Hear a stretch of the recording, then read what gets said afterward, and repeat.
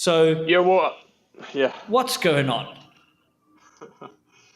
I don't know, because are you referring to the Polegate issue, which Well, yeah, it's everywhere over yeah, the internet. Like we're yeah, all looking at it on the bus right up here, and yeah, Ben Cather did a great analysis of it. He really did. yeah, If you haven't seen it, yeah, it's worth watching, because it's a pretty grey area. Like yeah, from where I stand, I didn't walk the course, but it certainly looks like it could be the right side of the B line that he's gone around.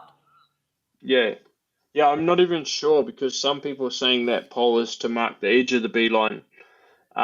Maybe even there's another one, but um, it's very hard. Why the hell do you use the same color, the same pole as used to mark the track boundary as to mark B lines? Then it's just confusing, and you almost need a different pole or completely taped for the B line, and the B line needs to be slower.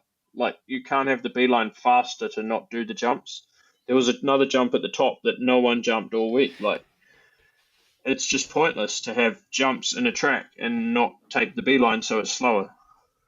Yeah, I saw the one at the top was a little bit of a missed opportunity, because it's a good jump to have in the broadcast and to force the riders to go over, but I could see they could miss it. Yeah. So they could miss that one, but then suddenly they couldn't miss the one that Amaury went around. It's some people are saying that he didn't essentially go around it and that he was on the B line, but then we needed to go up there and see, essentially, because on Josh Carlson's course walk video it says that he points out that this is the B line, but then why is the B line marked with the same poles as the course marking? Like, it doesn't. Yeah, and It's also just like as you not clear.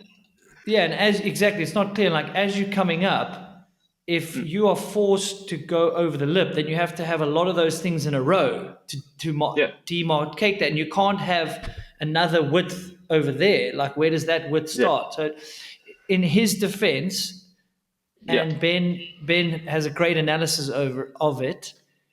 He did it in practice as well, just cruising, like goes around the jump. So it's like he doesn't maliciously do it to gain time. He just that's in his well, interpretation of where the course is, or what.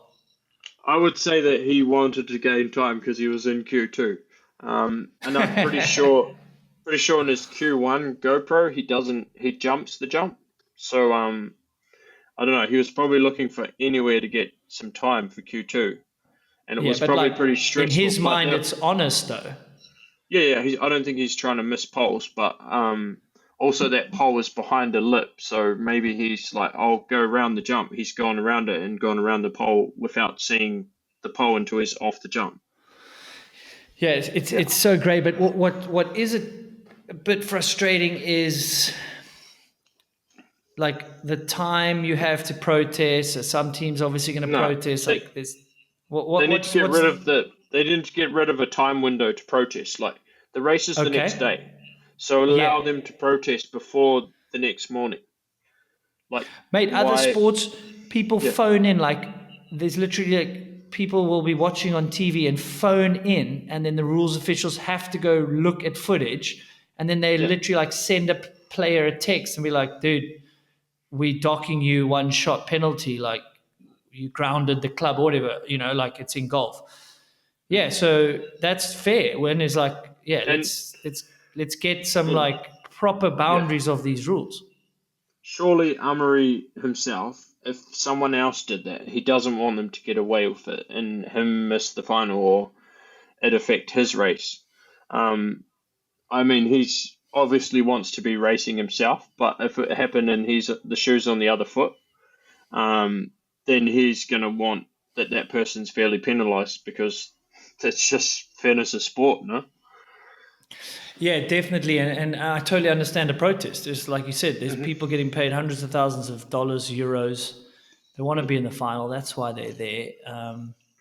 Yeah, controversy, drama. Obviously, the internet's eating it up. I'm not Yeah. on the spot to see exactly where the polls are, but Ben does a good analysis of Well, it. So there's no I point didn't us get the to beat memo. that dead horse.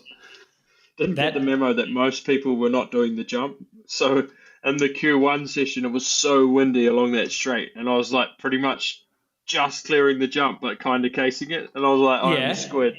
and then I realized everyone was rolling the jump, and I was like, I just wasted but rolling so much over energy. the lip or doing Amaury's line? Yeah, they're rolling over the lip, so they're not Okay. they're not getting much air though.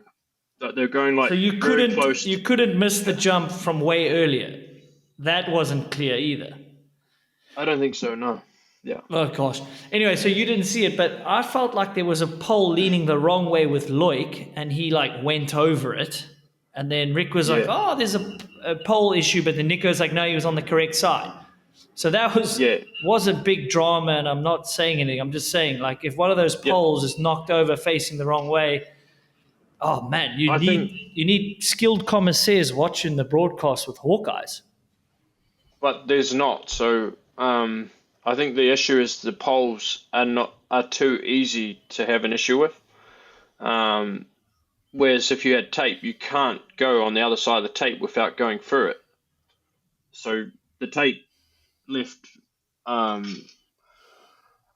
less room for issues and these problems to arise during the race, you know?